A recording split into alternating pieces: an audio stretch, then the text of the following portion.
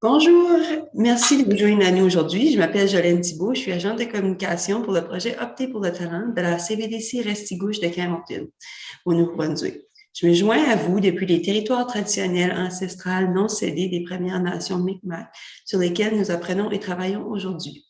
Je suis accompagnée de Julie Savaria, entrepreneure primée et fondatrice de Bindia Savaria Consulting. Julie se définit comme une spécialiste de la justice, de l'équité et de la diversité et de l'inclusion. Sans entrer dans trop de détails, Julie et moi discuterons des biais inconscients et comment faire face à ceux-ci.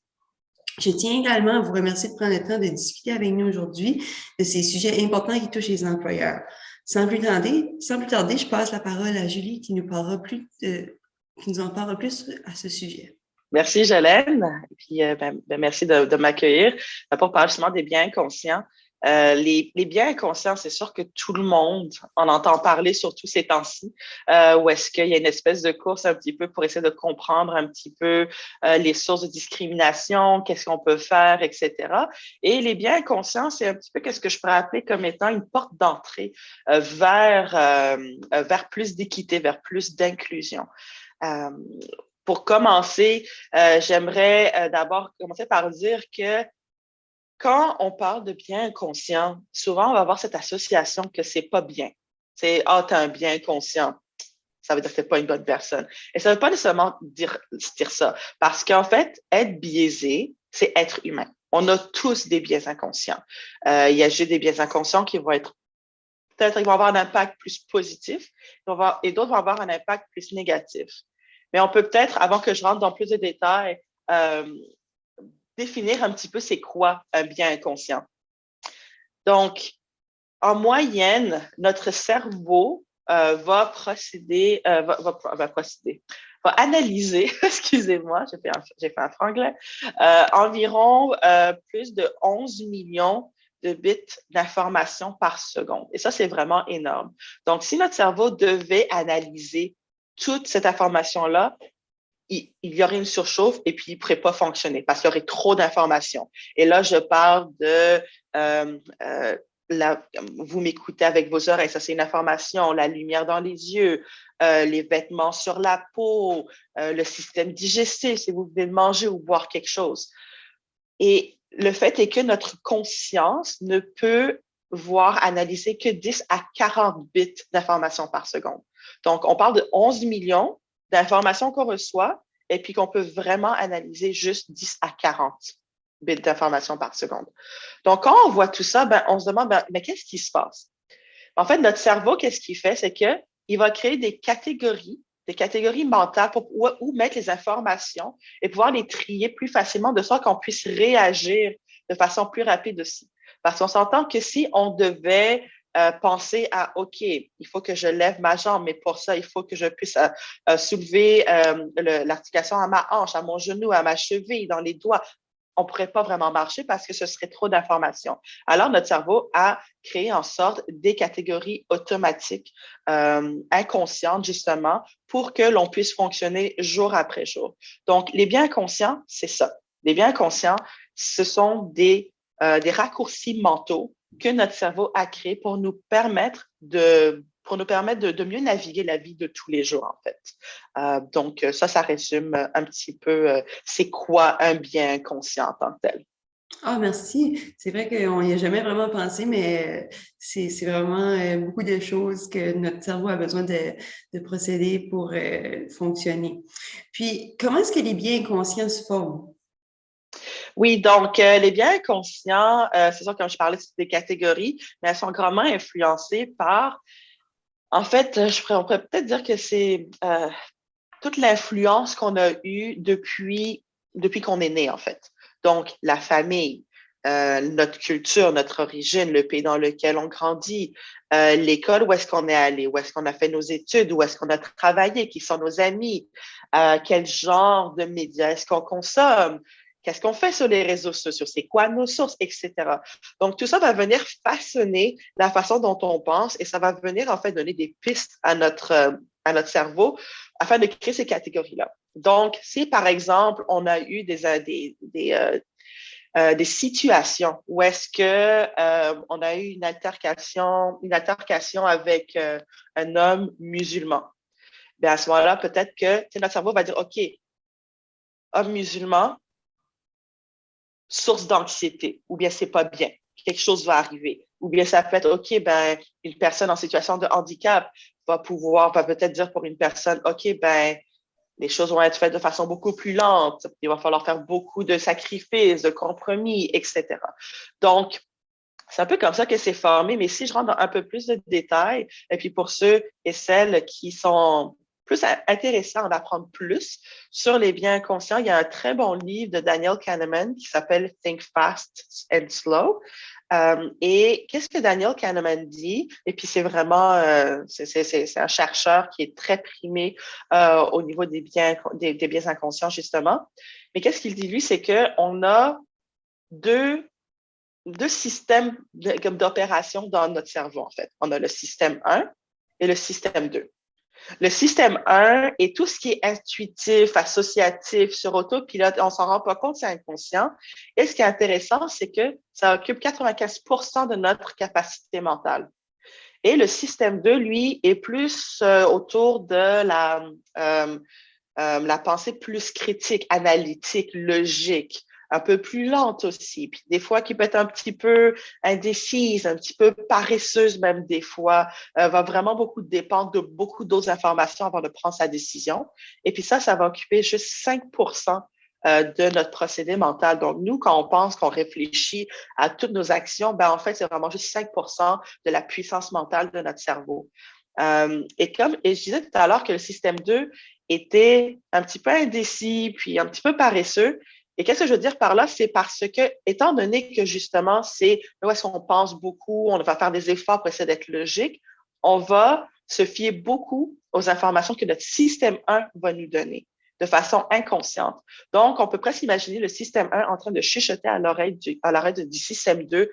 Et regarde, c'est quoi? On a déjà vécu cette situation-là. Donc, réagis comme ça, comme ça, comme ça pour te protéger, pour être sûr que tu t'en sortes indemne. Un exemple, ça pourrait être en grandissant, vous aimez vraiment beaucoup les voitures Mustang rouges. C'est le truc. Comme vous avez toujours aimé ça, et en grandissant, c'est comme c'est ça ma voiture préférée, c'est celle-là que je veux.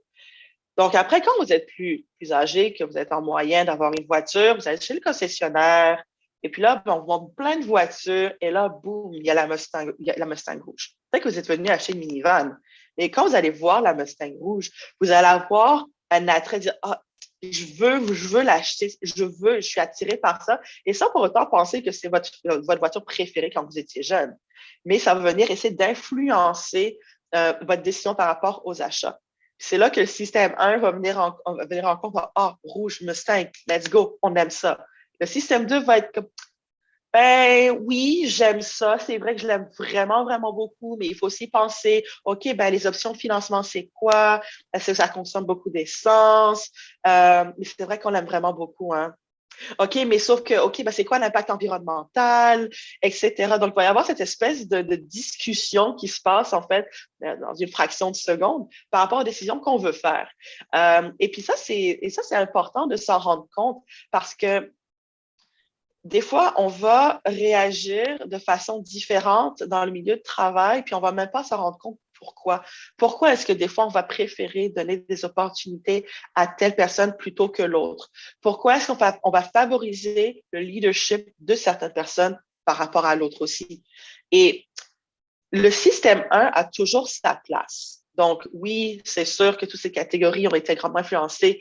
Donc, par la façon dont elle était élevée, mais aussi il avait une plus grande importance dans le passé où est-ce que les interactions étaient beaucoup plus simples. C'était de humain à humain. Quand on voulait avoir une conversation, on allait voir la personne, on discutait ou on se battait ou bien peu importe c'était quoi le contexte il y a des centaines d'années.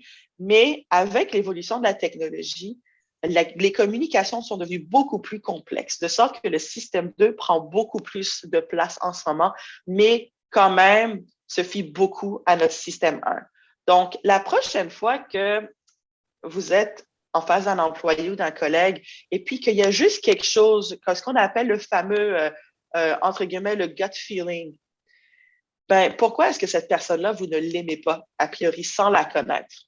Quel genre d'histoire est-ce que vous vous êtes faite à propos de cette personne-là, sans même lui avoir vraiment parlé, sans même la connaître? Donc, c'est pour ça que quand on commence à avoir des biens conscients, c'est important d'avoir une certaine posture de curiosité pour d'essayer de comprendre, mais pourquoi est-ce que je pense ça? Mais encore une fois, avoir des biais, c'est être humain. Donc, il ne faut pas non plus se culpabiliser d'avoir des biais inconscients. On en a tous. Mais après ça, il y a des façons de faire pour pouvoir justement essayer de gérer leur impact pour qu'on n'ait pas un impact négatif sur les personnes autour de nous, dont sur le lieu du travail. Ah, wow, super intéressant. Puis comme ça, on peut dire que tout le monde aurait vraiment des biais inconscients, dans le fond. Tout le monde. Tout le Il n'y a monde. personne qui n'est pas biaisé sur cette terre. Si vous êtes humain, vous êtes biaisé. C'est aussi simple que ça. OK. Puis, qu'est-ce qui serait les biais inconscients qu'on retrouve le plus sur le marché du travail? Ah, il y en a tellement, là. Honnêtement, si vous tapez juste sur Google ou Safari, peu importe le système d'exploitation, biais inconscients, il y en aura des douzaines et des douzaines et des douzaines. Mais il y en a certains qu'on retrouve un peu plus sur les lieux du travail en particulier. Et puis, honnêtement, on parle de biais. Il y a le biais de la beauté, il y a le biais de la taille. Comme par exemple, on va tendance à attribuer plus de leadership à quelqu'un qui est grand. Donc, ça, c'est un biais commun pour la société nord-américaine et européenne. Mais sinon, sur le lieu du travail, donc des exemples de biais en tant que tels et ceux que je trouve qu'on retrouve quand même assez souvent. Le premier, c'est le biais d'affinité. Le biais d'affinité, c'est quand on va avoir tendance à aller vers des gens qui nous ressemblent ou qui nous font penser à des gens que l'on aime bien ou qu'on respecte. Après ça, il n'y a rien de vraiment grave en tant que tel à aller vers des gens qui nous ressemblent. Mais ce que ça peut faire, c'est que ça peut créer des groupes très homogènes et donc pas très diversifiés en tant que tels. Donc, c'est important de se rendre compte un petit peu quand on va vers quelqu'un, est-ce que c'est parce qu'on est confortable parce que la personne nous ressemble ou bien est-ce que c'est parce qu'on est curieux de connaître l'autre personne? Juste peut-être, c'est comme si ça rencontre un petit peu. Et comme j'ai dit au début, quand on va quelque part et qu'on connaît personne, ben justement, aller vers des gens qu'on connaît, ben, ça peut nous aider à socialiser. Le deuxième, c'est le biais de conformité. Le biais de conformité, c'est quand, par exemple, il va y avoir une idée ou une opinion qui va être dite dans une réunion. Et puis là, ben, on peut avoir une idée contraire et différente, mais on va la changer au fur et à mesure qu'on va écouter les autres parler afin de se conformer justement au groupe et à la masse. Et ça, qu'est-ce que ça vient faire? C'est que oui, peut-être que ça nous donne l'impression qu'on maintient un status quo dans notre équipe, mais ça va venir étouffer un petit peu l'innovation, les différentes perspectives, parce que même si nous, on la pense, on ne va pas la verbaliser parce que peut-être une personne avec une grosse personnalité va dire quelque chose de différent et puis qu'après ça, tout le monde va changer d'idée. Donc, le biais de conformité va venir étouffer souvent cette innovation que tout le monde recherche. L'autre, c'est des biais qui vont main dans la main. Donc, c'est le biais qu'on appelle Halo et Horn. Donc, le biais, Halo, et puis comme. Le biais Halo, c'est quand on va mettre quelqu'un sur un piédestal, mais sans avoir de données spécifiques pour justifier. Donc, surestimer les qualités de quelqu'un parce que la personne est gentille, parce que la personne, c'est une belle personne, parce qu'elle peut-être elle nous fait penser à nous-mêmes quand on était au début de notre carrière. Donc, ça va vraiment mettre la personne de l'avant avec beaucoup de qualité. Et à l'opposé, le biais, donc l'effet corne, c'est l'inverse. Donc, presque sous-estimer toutes les qualités de cette personne et voir que des défauts. Et donc, on va être plus apte à voir toutes les petites erreurs que cette personne-là va faire. Donc, un exemple, juste pour montrer un petit peu comment est-ce que ces deux biais-là, donc, interagir sur le lieu du travail. Donc, le biais Halo, ça pourrait être, tu sais, Anne, elle est vraiment gentille, puis elle est jeune, elle est dynamique. Et oui, elle a fait quelques erreurs, mais c'est correct parce que c'est en faisant des erreurs qu'on apprend et je suis persuadée que ça va être une excellente gestionnaire. À l'opposé, on peut avoir Marco, dire, ouais, Marco fait vraiment beaucoup d'erreurs ces temps-ci et je sais pas, peut-être qu'il n'a pas sa place dans l'équipe, peut-être qu'il a besoin d'un peu plus de soutien puis d'accompagnement par rapport à Anne qui, oui, certes, ils ont travaillé sur le même dossier, ils ont peut-être fait les mêmes erreurs, mais Marco, je sais pas, il y a quelque chose, il a besoin d'un peu plus de travail, un peu plus d'accompagnement et de support. Donc, on peut voir comment est-ce que ce traitement différentiel va avoir des impacts différents sur la progression de carrière de chaque individu.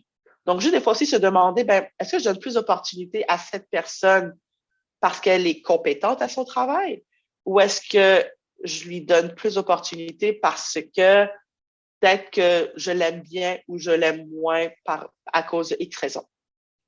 L'autre biais, c'est le biais d'attrition. Donc, ça, c'est un biais où est-ce que on va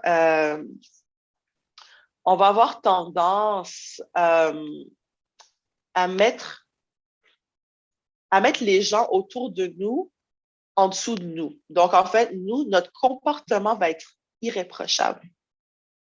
Mais le comportement des autres, moyen. Pour la même situation, ça pourrait être, je sais pas, Jean arrive à un meeting en retard. Et puis là, encore une fois, il est en retard, c'est inacceptable, il aurait pu nous le dire, blablabla. Mais peut-être que Jean a eu un accident de voiture, peut-être qu'il a été pris dans le trafic, peut-être que ses enfants se sont réveillés tard, peut-être que quelqu'un était malade chez lui. Et tandis que si nous, on arrive en retard, on dit, ben, c'est correct, je pense à me justifier, j'étais derrière un camion pendant toute la route. Il y avait du trafic. C'est pas grave. Je suis dans mes droits. Donc, ça, c'est un autre biais à observer parce qu'après, ça vient changer un peu la dynamique de pouvoir dans une équipe. Ça peut venir aussi miner la culture en tant que telle. Et le dernier auquel que je veux mentionner, c'est le biais de confirmation. Le biais de confirmation, c'est un biais où est-ce qu'on va aller chercher que des faits, que des données qui vont venir valider notre idée initiale. Donc, on ne va pas être nécessairement en mesure d'aller chercher des idées qui vont venir réfuter notre hypothèse initiale, notre idée initiale. Donc, ça peut être comme, s'il y a des végétaliens, je suis désolée, mais c'est comme les végétaliens qui vont dire que ben, la diète végétalienne, c'est la seule qui marche, c'est la meilleure, c'est celle qui a le moins d'impact sur l'environnement et puis tout le monde devrait être végétalien. De l'autre côté, on peut avoir des personnes plus carnivores qui vont être comme ouais, mais sauf que pour faire pousser des amandes, ça prend beaucoup plus d'eau que d'élever des vaches. Je suis en train de penser comme ça. Donc, c'est comme et puis dire, ben, de toute façon, il faut avoir de la protéine et puis la viande, c'est la meilleure source de protéines. Donc, on peut voir un petit peu où est-ce que chaque camp va venir essayer de confirmer sa propre idée, sa propre hypothèse parce que, ben, c'est juste ça. Puis on voit beaucoup de ça, en fait, même en dehors du travail, quand on voit les mouvements de vaccination, quand on voit aussi les discussions un petit peu plus sociales, on peut voir un petit peu ce biais de confirmation-là où est-ce qu'on va dire, ah, t'as vu, j'avais raison parce qu'il y a cet article-là qui est sorti. Mais on va être moins ouvert si on va recevoir une information qui va être contraire à l'idée qu'on avait à la base. Donc, on peut voir qu'il y a plusieurs genres de biais qui peuvent avoir des impacts différents, que ce soit au niveau de la cohésion d'une équipe, que ce soit au niveau de la productivité, de l'innovation au sein d'une équipe, mais aussi de la performance. Donc, c'est pour ça que c'est important d'essayer de réaliser un petit peu les biais qu'on a. Et puis, il y a plein d'outils qu'on peut faire pour ça. Et l'un d'entre eux, c'est un test qui est gratuit, là, qu'on peut faire, c'est le Implicit Bias Test. Et puis, ça peut donner une idée si on peut avoir des préférences vers un côté ou l'autre. Ah, c'est vraiment intéressant. Merci d'avoir relevé ces points-là. Ça fait vraiment réfléchir. Que peut-on faire pour mitiger les impacts négatifs de certains biais inconscients? Oui.